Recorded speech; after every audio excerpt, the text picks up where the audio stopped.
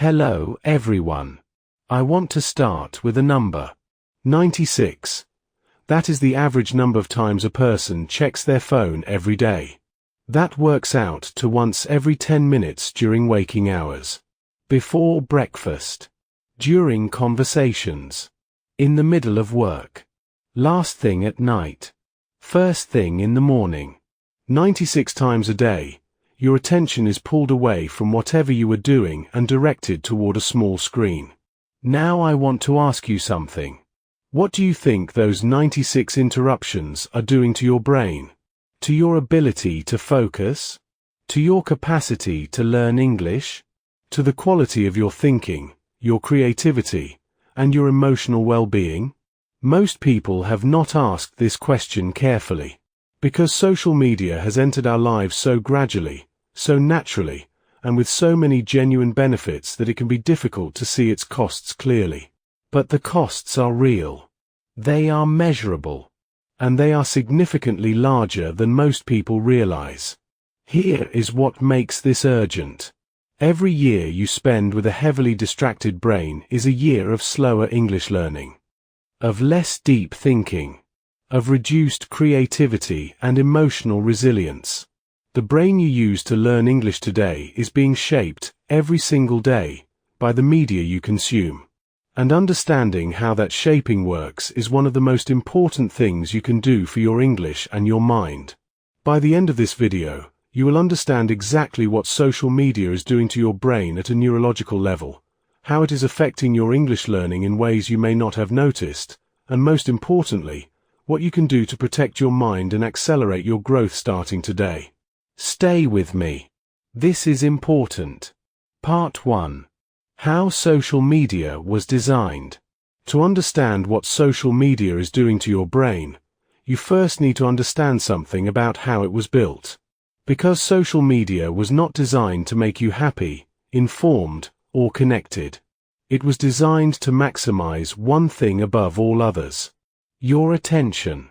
Former Google design ethicist Tristan Harris, who now leads the Center for Humane Technology, has spoken publicly about what he calls the race to the bottom of the brainstem. Technology companies, he explains, compete with each other to find the most compelling, most attention-grabbing, most psychologically sticky features. Because attention translates directly into advertising revenue. And the more of your attention they capture, the more money they make. The infinite scroll was designed specifically to eliminate natural stopping points. Before infinite scroll, social media feeds had pages. You could reach the bottom and decide consciously whether to continue. Infinite scroll removed that decision point. The feed never ends. And your brain, which evolved to seek out novel stimulation, keeps looking for the next interesting thing.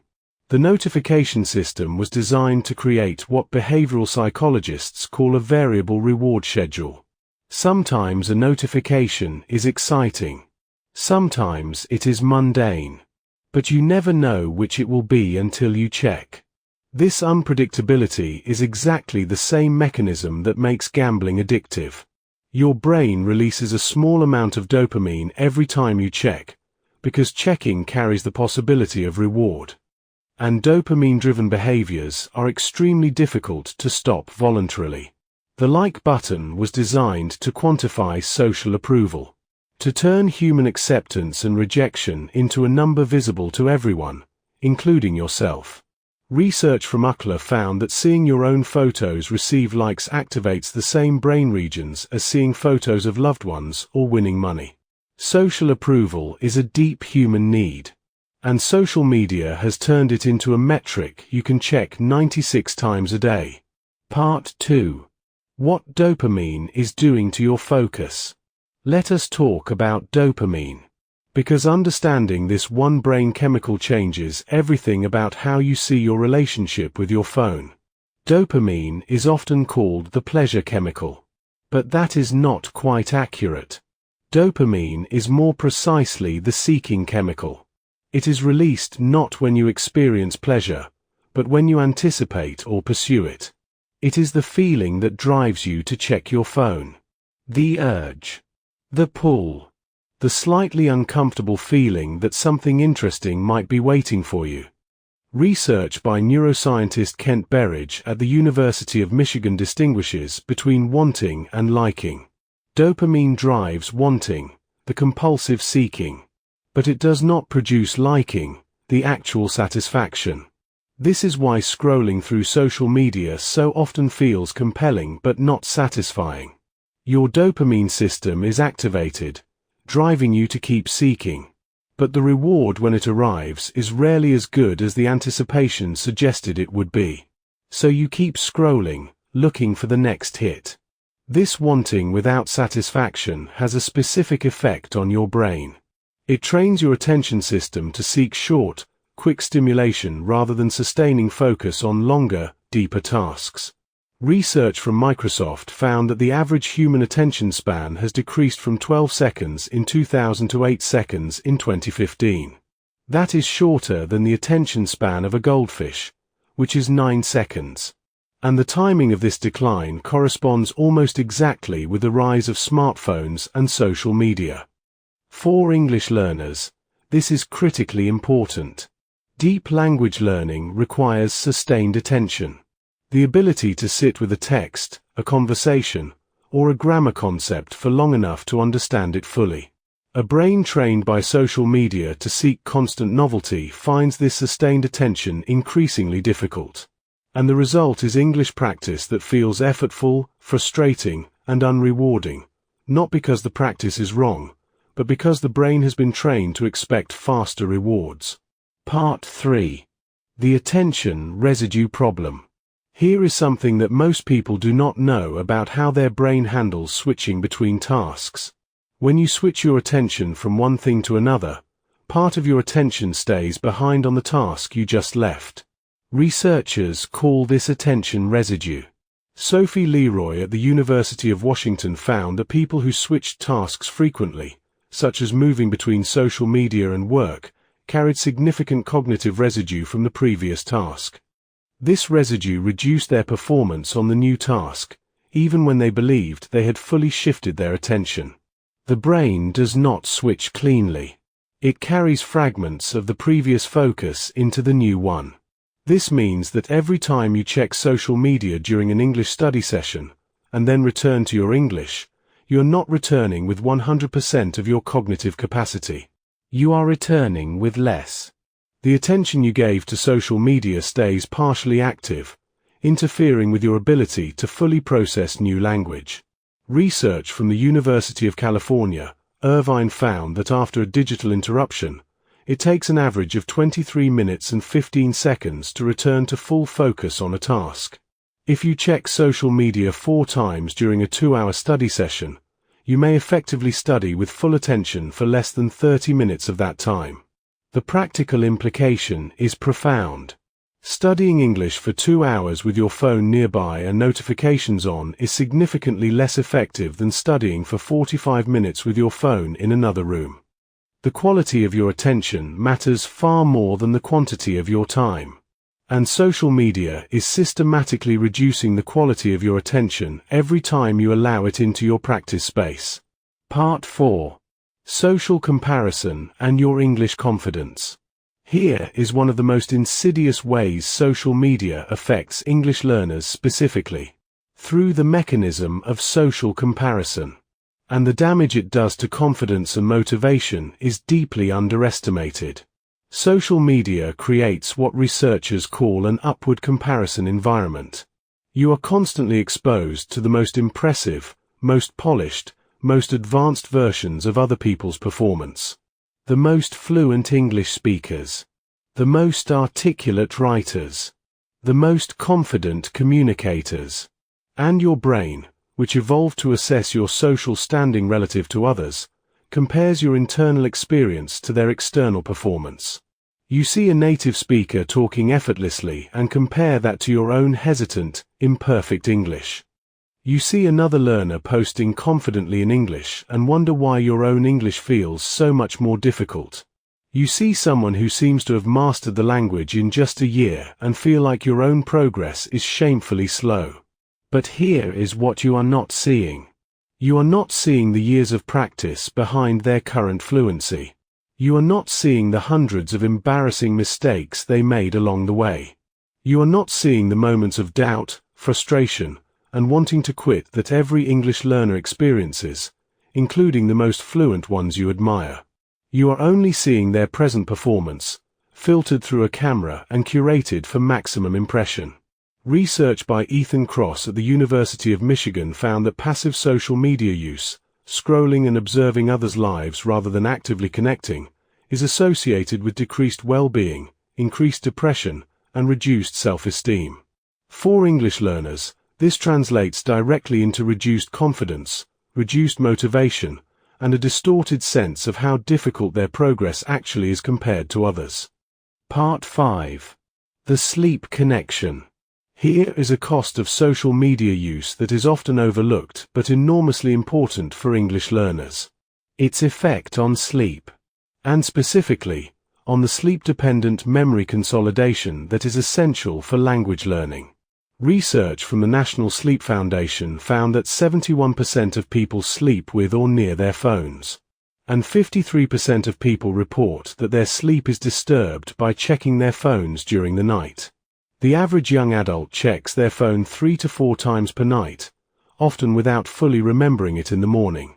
Blue light emitted by phone screens suppresses the production of melatonin, the hormone that regulates sleep onset, by up to 50%.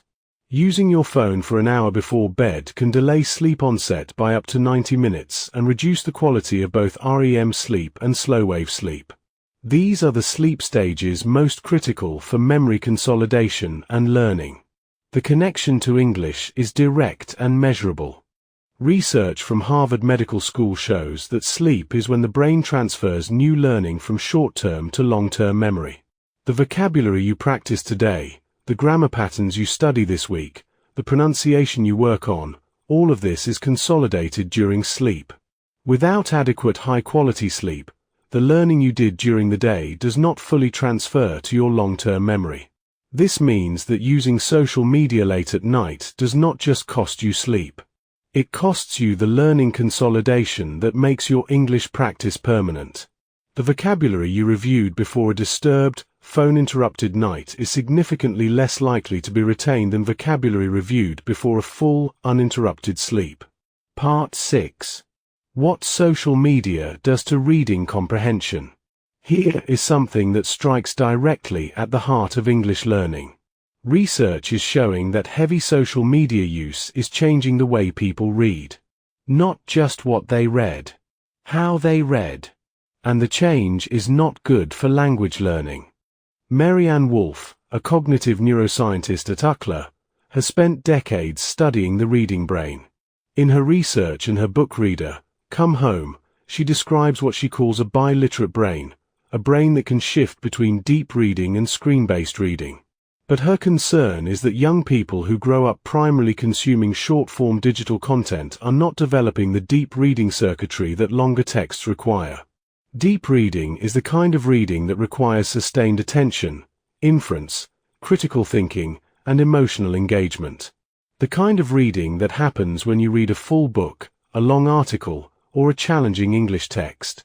This kind of reading is fundamentally different from the scanning, skimming, and fragment consumption that social media encourages. Research shows that people who regularly engage in deep reading have higher levels of empathy, broader vocabulary, better critical thinking skills, and stronger academic performance across all subjects. For English learners, deep reading is one of the most powerful ways to absorb vocabulary, grammar, and natural language patterns in context. But a brain habituated to social media consumption finds deep reading increasingly difficult. The sustained attention it requires feels uncomfortable. The lack of immediate stimulation makes it feel boring. And the result is learners who struggle to read longer English texts, not because their vocabulary is insufficient, but because their attention has been trained to demand faster rewards. Part 7. Reclaiming your brain. Here is the genuinely exciting part. Your brain is not permanently changed by social media. The same neuroplasticity that allowed social media to reshape your attention can allow you to reshape it back. Your brain can change. And it can change faster than most people expect. Research by Nora Volkow at the National Institutes of Health shows that dopamine systems damaged by overconsumption can begin recovering within just 30 days of reduced stimulation. A 30-day social media reduction, even a partial one, produces measurable improvements in focus, working memory, and emotional regulation. A study published in the Journal of Social and Clinical Psychology found that limiting social media to 30 minutes per day for 3 weeks resulted in significant improvements in well-being, focus, and feelings of self-worth. Participants reported feeling calmer, more present, and more capable of sustained attention on meaningful tasks. And perhaps most remarkably, research from the University of British Columbia found that simply turning off all phone notifications for an entire day resulted in significantly reduced stress and significantly improved ability to focus on single tasks. Not deleting social media. Not giving up your phone. Just turning off notifications. One simple change with measurable neurological benefits. You do not need to delete everything and live like a monk. You need to make intentional choices about when, how, and how much you allow social media into your mind. And those choices, made consistently, will give your brain back the capacity for deep focus that great English learning requires. Part 8. Creating a healthy digital environment. So what does a healthy digital environment actually look like for someone serious about their English and their mind? Let me be specific, because specificity is what makes change actually happen. Start with your mornings. Research consistently shows that checking social media within the first 30 minutes of waking primes your brain for distraction and reactive thinking for the rest of the day. Instead, protect your first 30 minutes as a social media-free window. Use that time for your English practice. Your morning brain is your most powerful learning brain, and social media is the fastest way to squander it. Create phone-free zones. Specifically, a phone-free zone for your English study. Place your phone in another room, not just face down on the desk. Research from the University of Texas shows that the mere presence of your smartphone on a desk, even when it is face down and silent, reduces available cognitive capacity. Out of sight means out of mind in a neurological sense.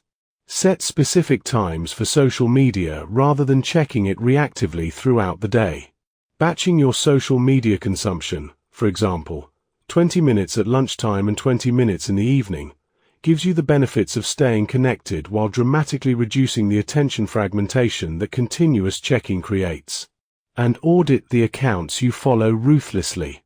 Remove accounts that consistently trigger comparison, anxiety, or FOMO. Add accounts that teach you something, make you think, or genuinely inspire you. The content you consume on social media shapes the thoughts you think throughout the day. Make it content worth thinking. Part 9. Using social media for English. Here is something that might seem counterintuitive given everything we have discussed. Social media, used intentionally, can actually be a powerful tool for English learning. The same platforms that can damage your focus can also provide extraordinary language input. The difference is in how you use them. Follow English language accounts on topics you genuinely find interesting. Whether that is science, cooking, history, fitness, or art, when you engage with content you care about in English, you're exposing your brain to natural, contextual language that is far more memorable than textbook examples. Use social media for active production rather than passive consumption. Post in English. Comment in English. Write your thoughts in English. This active use of the language accelerates learning in ways that passive consumption cannot. And the social accountability of posting publicly creates a gentle pressure to use the language correctly and thoughtfully.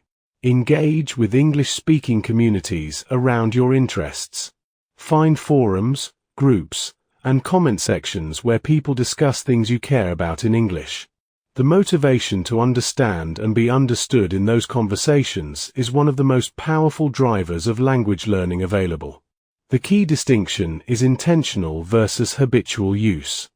Intentional use means you open a specific app for a specific purpose, engage with it for a specific time, and then close it and return to your primary focus. Habitual use means you open your phone out of boredom, anxiety, or habit, scroll without purpose, and emerge 40 minutes later unable to remember what you saw. One builds your English. The other drains your mind. Part 10. Your attention is your most valuable asset. Let us end with the big picture. Because everything we have discussed today comes down to one fundamental truth. Your attention is the most valuable thing you possess. More valuable than your time. More valuable than your money. More valuable than any material resource you have. Your attention determines what you learn, what you think about, who you become. Every hour of attention you give to meaningful English practice is an hour building toward the life you want. Every hour of attention you give to mindless scrolling is an hour taken from that building. This is not a judgment about social media. It is a clarity about priorities. Social media is a tool. And like all tools, its value depends entirely on how you use it. A hammer can build a house or break a window. Social media can connect you to global English conversations or fragment your attention into 96 tiny pieces every day. You are not powerless in this. You are not a passive victim of algorithms and dopamine. You are a person with the ability to choose what you pay attention to. And that choice, made consistently, is what determines the quality of your English learning and the quality of your life. Choose deep attention over distracted scrolling. Choose focused English practice over passive consumption. Choose the long-term investment in your mind over the short-term comfort of constant stimulation. And watch what happens to your English, your focus, and your sense of what you are capable of. Final message. Here is what I want you to feel right now. Not guilt about how you have been using your phone. Not anxiety about social media. Power. The power of someone who now understands what has been happening in their brain and has the knowledge to change it. You now know what social media is designed to do and why. You know how it affects your dopamine system, your attention span, your sleep, your reading ability, and your English confidence. And you know specifically what to do about it. That knowledge is not small. Most people go through their entire lives never understanding why they feel distracted, why their focus seems to have disappeared, why their learning feels slower than it should. You are not one of those people anymore. From today, you can make different choices. Not perfect choices. Not the complete deletion of every app. But intentional choices. Thoughtful choices. Choices that say, my mind matters. My English matters, the person I am becoming matters. And I am going to protect the attention that builds all three. You are capable of the deep, sustained focus that great English learning requires. Your brain is capable of it. It has always been capable of it. You just need to give it the conditions to thrive. Now I want to hear from you. Write one English sentence in the comments. Tell me this. After watching this video, what is one change you are going to make in how you use your phone this week? One sentence. Simple English. Your real commitment. I read every comment. If this video helped you, subscribe to Gentle Wisdom. And remember, your attention is not infinite, but it is yours. Use it wisely, and watch your English, your mind, and your life transform. See you in the next video.